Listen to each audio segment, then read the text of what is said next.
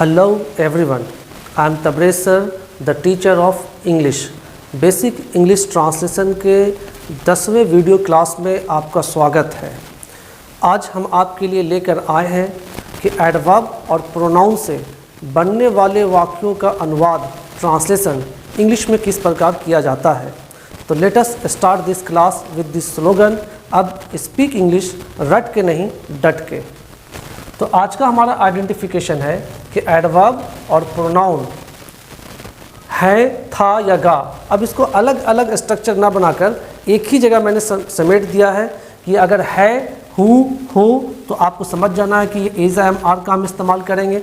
किस सब्जेक्ट के साथ इज़ एम आर का प्रयोग होगा ये मैंने आपको पहले ही सिखा दिया है। अगर था रहेगा यानी था, थे, थी, तो वाज और वर का प्रयोग करना है। वाज और वर किस सब्जेक्ट के साथ प्रयोग होगा इसको भी मैंने आपको सिखा दिया है। अगर गा, गे, गी यानी होगा, बनेगा, रहेगा, इस तरह का आइडेंटिफिकेशन फ्यूचर में रहेगा, सेंटेंस हमारा रहेगा, तो हम शैल या विल और उसके साथ बी का प्रयोग करेंगे, यानी शैल बी और विल बी का इस्तेमाल करेंगे। और इसे इतना सारा ना लिख करके हमने सिर्फ एक ग्रामेटिकल टर्म दिया है कि आप वर्ब टू बी का मतलब ये समझ जाएं कि ये सारा चीज़ is, am, are, was, were, shall be, will be का इस्तेमाल किया जाएगा। तो ये वर्ब टू बी यहाँ पे एक कॉन्सेप्ट हमने आपको पहले भी समझाया इसके बारे में। यहाँ पर आपको फिर से अब हम आगे जितने भी स्ट्रक्चर पढ़ाएंगे तो इसमें इसी टर्म का और इसी वर्ड का, ग्रामेटिकल वर्ड का इस्तेमाल किया जाएगा। सब्जेक्ट आप जानते ही हैं। उसके बाद एडवर्ब और प्रोनाउन। तो एडवर्ब क्या है? एडवर्ब पार्ट्स ऑफ स्पीच का वो हिस्सा है जो वर्ब की विशेषता बतलाता है, एडजेक्टिव की विशेषता बतलाता है और खुद एडवर्ब की भी विशेषता बतलाता है। हम इसके डेफिनेशन और इसके बहुत सारे जो पार्ट्स हैं उसके तरफ ना जाकर आपको सीधी सीधी बात ये कहना चाहेंगे कि adverb of place, adverb of manner होता है, एडवर्ब ऑफ डिग्री होता है, एडवर्ब ऑफ टाइम होता है, एडवर्ब ऑफ फ्रीक्वेंसी होता है। आप इसके अंदर ना जाकर सिर्फ इतना याद कर ले कि एक एडवर्ब ऑफ प्लेस है, यानी जगह को जो बताने वाले जो वर्ड है, जैसे हेयर, देयर, यहाँ, वहाँ, आउट, बाहर, आउटसाइड, बाहर, विद इन, अंदर, इनसाइड, अंदर, अप, ऊपर, डाउन, नीचे, ये जो वर्ड है वो सीधे सीधे आप उसको याद कर ले कि ये एडवर्ब है जो जगह को बताता है। इसी तरीके से प्रोनाउन, प्रोनाउन जो नाउन के बदले में आता है। आप डिफिनेशन की तरफ आपको हम नहीं ले जाना चाहेंगे और उसके पार्ट्स की तरफ नहीं ले जाना चाहेंगे। आपको सिर्फ ये याद करना है कि ये पजेसिव प्रोनाउन, पजेसिव प्रोनाउन एक वर्ड है। प्रोनाउन का कुछ एग्जांपल है जैसे I, we, you, he, she, it, they, ये 7 प्रोनाउन है। तो आई मतलब मैं, तो मैं से बन रहा है मेरा, तो मेरा के लिए एक वर्ड है माइन। तुम से बन रहा है तुम्हारा, तो योर्स। इसी तरीके से हम लोग से हमारा, तो आवर्स, हर्स, हिज, देयर्स, तो ये पजेसिव प्रोनाउन है।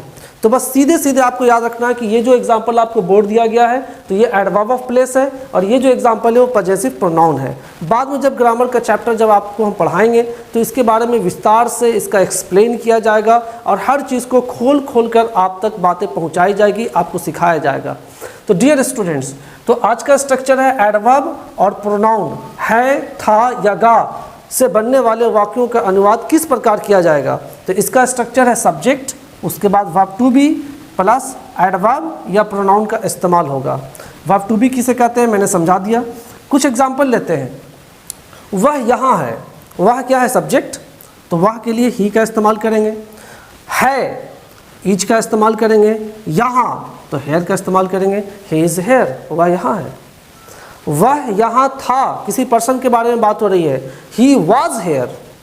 वह यहाँ रहेगा, ही विल बी हेयर, तो ही एज ए सब्जेक्ट इस्तेमाल किया गया और इज, वाज और विल बी का इस्तेमाल अकॉर्डिंग टू सेंटेंस किया गया। अगर सेंटेंस प्रेजेंट है तो ही इज़ हेयर, अगर सेंटेंस पास्ट है तो ही वाज हेयर। वह यहाँ रहेगा अगर सेंटेंस फ्यूचर है तो he will be here. Dear students, एक एग्जाम्पल और लेते हैं पजेसिव प्रोनाउन के हवाले से। वह मेरा है, किसी वस्तु के बारे में बात कर रहे हैं।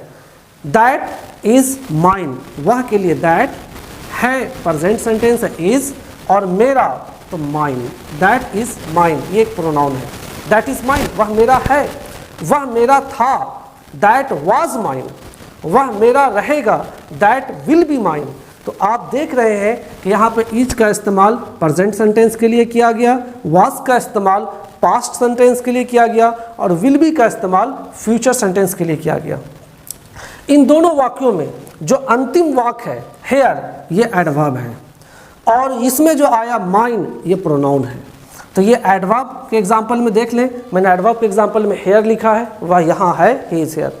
अगर हम ऐसी एक एग्जाम्पल और लेते हैं, तुम वहाँ हो, तुम वहाँ हो, यू आर देयर, तुम वहाँ थे, यू वर देयर, तुम वहाँ रहोगे, यू विल बी देयर। तो आप देख सकते हैं कि मैंने एक देयर एडवर्ब ऑफ प्लेस का एग्जाम्पल लेकर मैंने कुछ वाक्य बना दिए। इसी तरीके से अगर हम यहाँ पर बनाना चाहते हैं, मेरा के जगह पर तुम्हारा लेना चाहते हैं, वह के जगह पर यह लेना चाहते हैं, यह मेरा, यह तुम्हारा है, यह तुम्हारा है, तो दिस इज योर्स, यह तुम्हारा है, दिस इज योर्स। यह तुम्हारा था, दैट वाज योर्स, यह तुम्हारा रहेगा, दिस विल बी योर्स। तो यह तुम्हारा है, दिस इज योर्स, यह तुम्हारा था, दिस वाज योर्स, यह तुम्हारा रहेगा, दिस विल बी योर्स। तो आप वर्ड को हटा करके दिस के जगह पर दैट का इस्तेमाल कर सकते हैं, ठीक है, मेरा के जगह पर तुम्हारा का इस्तेमाल कर सकते हैं। तो इसमें बहुत सारे एग्जाम्पल हमने आपको कुछ दे रखा है, आप वर्ड्स के साथ वर्ड्स को बदल करके ढेर सारे वाक्यों को बनाने का प्रयास करें। तो ये हमारा छोटा सा एक आइडेंटिफिकेशन और स्ट्रक्चर, एक छोटा सा कॉन्सेप्ट था। अगर इस कॉन्सेप्ट को समझने के बाद आपको कुछ सेंटेंस दिए जाने वाले हैं, उस सेंटेंस को बनाना है और देखना है कि आपने कितना सीखा है। डियर स्टूडेंट्स, एडवर्ब और प्रोनाउन का आइडेंटिफिकेशन और स्ट्रक्चर समझने के बाद स्क्रीन पर रहा ये कुछ हिंदी के वाक्य जिसे आपको इंग्लिश में बनाना है। पहला वाक्य है, चिकित्सक बाहर है। चिकित्सक यानी डॉक्टर, डॉक्टर इज आउट, यहाँ पे आउट एडवर्ब है, डॉक्टर इज आउट, चिकित्सक बाहर है। अगर ऐसा रहता कि चिकित्सक बाहर थे तो डॉक्टर वाज आउट, डॉक्टर चिकित्सक बाहर रहेंगे, डॉक्टर विल बी आउट। तो यहाँ पर आपको ध्यान देना, चूँकि है प्रेजेंट का वाक्य इसलिए मैंने इज लगाया है। मेरे पिताजी बाहर गए हैं, तो my father is out of station, my father is out of station, मेरे पिताजी बाहर गए हैं। ईश्वर हर जगह है, गॉड है तो इज, हर जगह तो एवरीवेयर, गॉड इज एवरीवेयर। ये सब एडवर्ब है, एडवर्ब ऑफ प्लेस है। बच्चे ऊपर है, बच्चे चिल्ड्रेन, बच्चा नहीं बच्चे, चिल्ड्रेन ये प्लूरल हो गया, चिल्ड्रेन के साथ आर, चिल्ड्रेन आर अप, बच्चे ऊपर है, चिल्ड्रेन आर अप। मैं नीचे रहूँगा, गागेगी, मैं नीचे रहूँगा, आई शैल बी डाउन, मैं नीचे रहूँगा, आई शैल बी डाउन। वे लोग बाहर थे, था थे थी के बारे में बात हो रहा, दे वर आउटसाइड,